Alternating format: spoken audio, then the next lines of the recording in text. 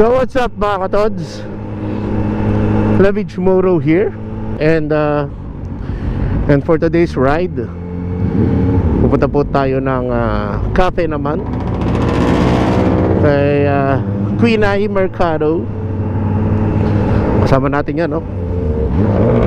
Si Nodon Moto at saka si Jonel. Chop Suey ride. Member na po ng Chop Suey si Jonel.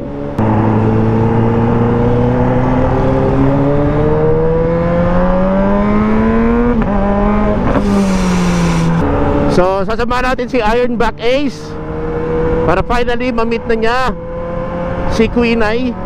Nakadalawa na kaming punta doon. Kasama siya. Yung una is closed, Lunes kasi yun. Then yung second one is wala naman siya. Traffic na naman. Ginagawa kasi itong parting to ng ng diversion para sa flyover mula Star Tollway yan, kaya meron ditong merging lane, kaya yan, traffic. So mag-ingat tayo dahil again, hindi natin itong motor, ayaw natin ito i-drop, nakakaya naman sa may-ari kay Doc Arvin. So nakarami na rin tayo ng vlog using the CH2 Nodon Moto. Woohoo! Jonel! Woohoo! Ay, parang uulan. Huwag niyo po kaming gagayahin ni Nodon Moto at kami naka t-shirt gaming. Iyo, gumana rin. So speed test natin to pagbalik natin kay Doc Arvin. Dapat kaninang umaga tinamad ako. Since magkikita naman kami sa Friday. Kung namang umulan, ala, umuulan nga. Umulang iya. Kung namang umulan, Lord, please, patay tayo dyan. Umuulan, ayop, patay tayo dyan. Umuulan, Diyos ko Lord. Well, parang naman, mahina naman. Baka daan lang. Mamaya libo na. Nasa natin ating lens. Yun, wala na. Tuyo na ulit yung karsada mga katods. So tuloy ang happiness. Mag-ingat po tayo. At basa ang karsada bago wala pa akong gear. Naka-gloves lang ako at helmet. Nako, medyo tuyo naman yung karsada dun. So all goods in the hood. Kikitain po natin si Ironback Ace at si Pau Malamug sa ilalim ng ibaan exit ng Star Tollway. Wala na si Don Na-miss niya ang mag-big bike kasi nabenta na niya si Nisa. So for personal reasons, syempre. Pero bibili yan ng big bike ulit, sigurado ako doon. Opening, ay, masana naman ang karsada, kinayupak. Dito lang tayo sa medyo hindi basa. Dami na namang sasakyan. Why is it always so many? May truck. Alam ko makakabitaw ako kahit 150 mal lang dito. Diba yan? Nakaka-sad naman. Sad face.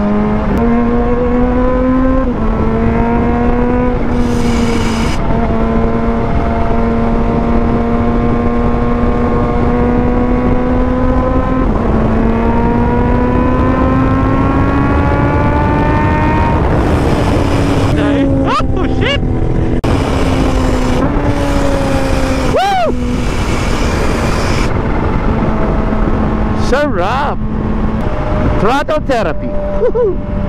So dahil wala pang motor si Nodon Moto, invite natin siya syempre sa mga ride natin, BMC at saka sa Chop Suey. Pero na lang natin kaya ng dati. Tapos tropa yan Sana all. Approaching na po tayo ng San Jose exit. So Ang kape naman nga po pala ay nandito sa San Jose. So pag umexit kayo ng San Jose, papunta kayong San Jose side. So if galing kayo ng Batangas City, left kayo. If galing naman kayo sa kabila, galing ng Manila, kakanan kayo after ng exit. Hintayin natin sila dito sa ilalim kasi baka umulan, mababasa tayo. So dumating na si Ironback Ace. Magpapalit muna sila ni Nodon Moto ng motor. Tsaka si Pau, you know. Tara, let's go. So kami ngayon ay lima kaming chapsuy. What? Tara. Kasi Ace po ang nasa ating scrambler. You know, yun na, bumanat na si Nodon.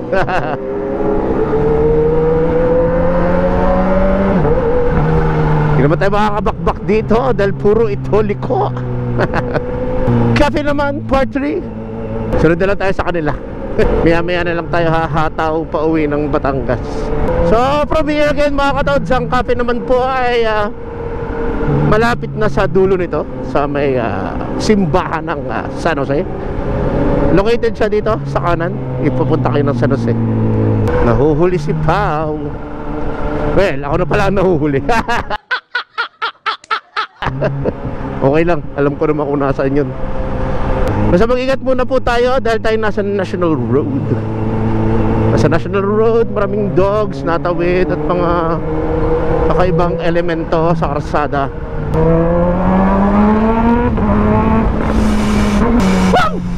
Oh, hindi pa rin yata tapos yung ginagawa dito. Pero naku, lupa. Huwag po tayong titigil sa lupa dahil baka madulas pag binaba natin ang ating paa. Baka tumabsong at madrap natin ang ZH2 ni Doc. Mabili ko to nang wala sa oras. What? May truck. Powder na po ang karsada. Naku, napakalakas. Segunda pa lang sapat na. Kita kay Brother Jones. Titimo muna tayo. Napaka-relax position talaga ni Pau. Ilang beses ba natin nakasama si Pau? So siya po yung thumbnail ko sa Lakeshore. Isa din Eton, then ito ngayon. Tatlo na, not bad. Welcome back, Pau. Ngabay talaga si paring Jones. Hindi siya umu-overtake masyado sa kanan. Hindi kagaya ko na medyo hayup-hayup. Paano masabi?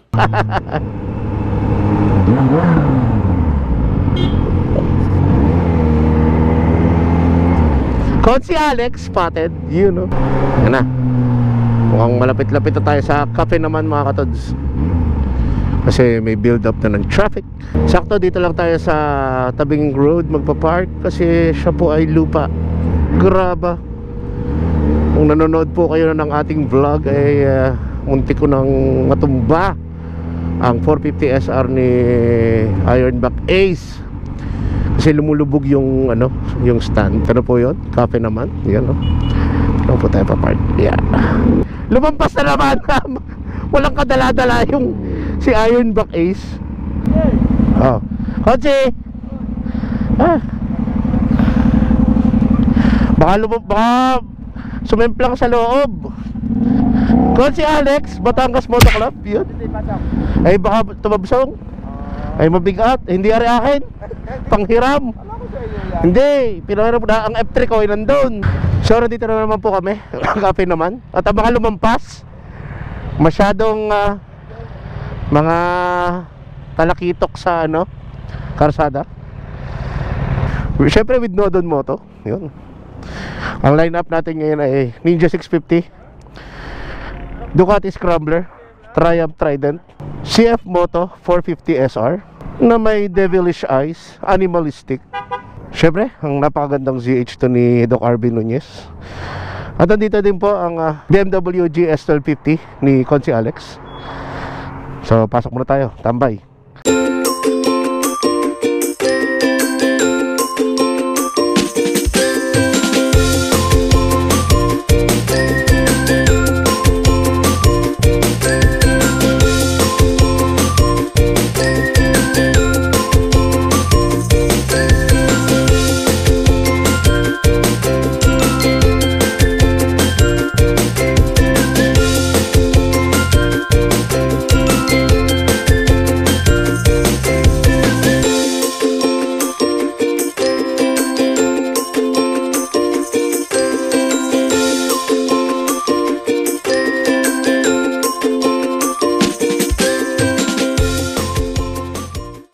So tapos na kami tumambike dito sa cafe naman. Siyempre kasama pa natin si Jonel, si Ironback Ace, si Nodon Moto, at si Pau.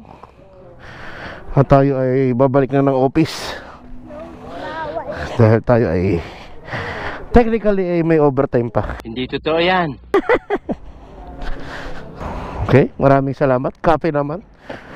Wala si Queen ay. At siya daw ay may tawag din eh. Nasa Maynila, sabi nung staff.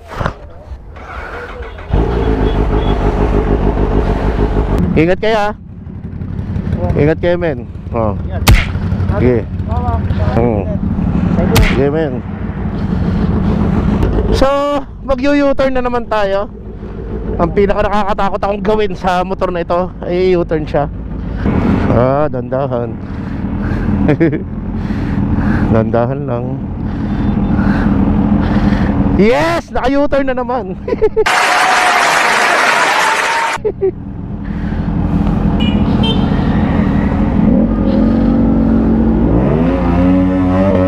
Yun, no?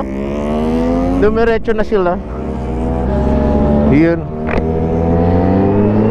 So here we go, Chapsuy. Bomba. Ito lang nakakatawang gumamit ng supercharge, no?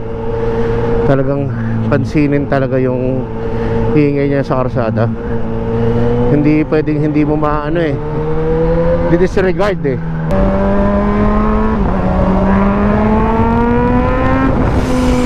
Wow! Sarap. Grabe, napakalakas mo. Talaga ang masasabi ko dito sa ZH2 na to, mga katods. Napaka-exciting niyang gamitin. Ultimong nag-u-turn lang ako'y kinakabahan lagi. Kasi syempre barely abot ko na siya nang nakatiptoe both legs. Tapos napakabigat ng motor. So syempre yung tendency talaga na madrop is malaki. Kaya nag-ingat tayo. Ayoko siyang ilin ng so much in one leg. Baka hindi kayanin ng leg power natin ang kanyang heaviness. So ito na siguro yung yung ginagawang tulay kung saan lupa siya. Kaya tayo magdahan-dahan uli para hindi mapersang bumaba ang ating paa sa damuhan. What? Bro, what are you talking about, man? Dito sa buhanginan sa lupa. So tingnan natin kung umulan nga sa daan pauwi. Ay, lapot-lapot na naman ang likod ko nito.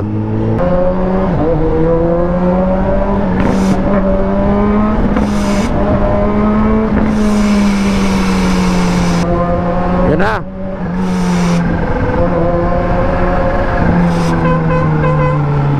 Paalam, Ironback Ace and Pau.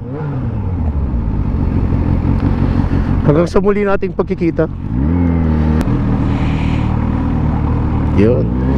Balance is 150. Kailangan natin loadan ng RFID ni Doc.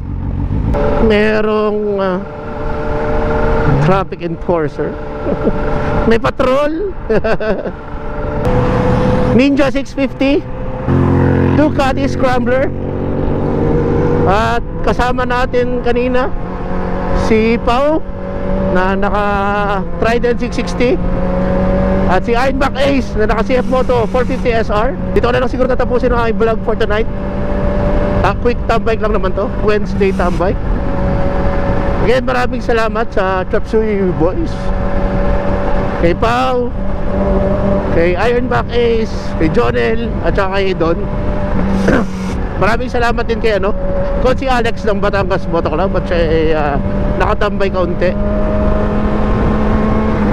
Maraming salamat din po sa mga nanonood ng ating vlog, sa mga bagong subscribers. Hindi pala mga kaklase ko yung nag-subscribe. Mga kaklase ko sa Lasal, ang mga nadagdag na subscriber natin. Kaya kung nag-enjoy kayo at kayo naman po ay mga kaibigan ko, please paki-press po ang subscribe button para naman po tayo dumami-dami. Isa na lang at 1,400 na po tayo. Woo! Sarap! Night ride with ZH2. Again mga katods, ito po inyong Batanggenyo VJ. Lavage Moto signing out. Tara. Ako, office ako. Ano? Ha?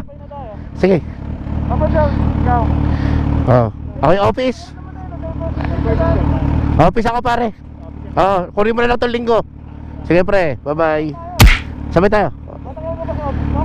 Alas 8 lang. Mauna na ako. Oo, mauna ka na. Okay lang, balik mo na lang. Sige, bye-bye. Ha? Ano na? Oo naman, walang problema.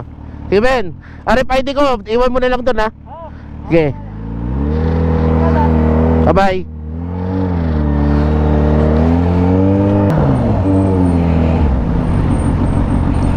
Tumabi kayo, dadaan ang pogi.